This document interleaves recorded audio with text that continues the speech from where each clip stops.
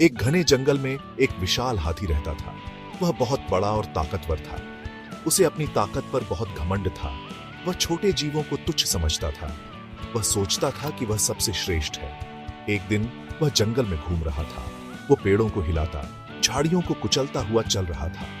उसे किसी की परवाह नहीं थी। छोटे जानवर उससे डरते थे। वे उससे दूर भागते थे। हाथी अपनी ताकत का प्रदर्शन करता रहता था। एक छोटी चींटी ने यह सब देखा। वह हाथी के व्यवहार से दुखी थी।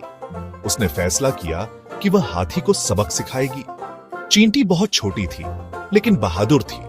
वह जानती थी कि उसे चालाकी से काम लेना होगा। चींटी धीरे धीरे हाथी के पास गई। वह हाथी की सूंड पर चढ़ गई।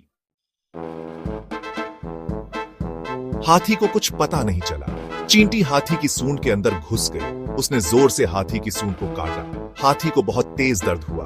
वह चिल्लाया, आह, मुझे बचाओ, यह दर्द असहनीय है। हाथी अपनी सूंड को इधर उधर पटकने लगा। वह चींटी को निकालने की कोशिश करने लगा, लेकिन चींटी अपनी जगह पर डटी रही। चींटी ने कहा, अब तुम समझ गए होगे कि ताकत सब कुछ नहीं होती। हाथी को अपनी गलती का एहसास हुआ। उसने चींटी से माफी मांगी।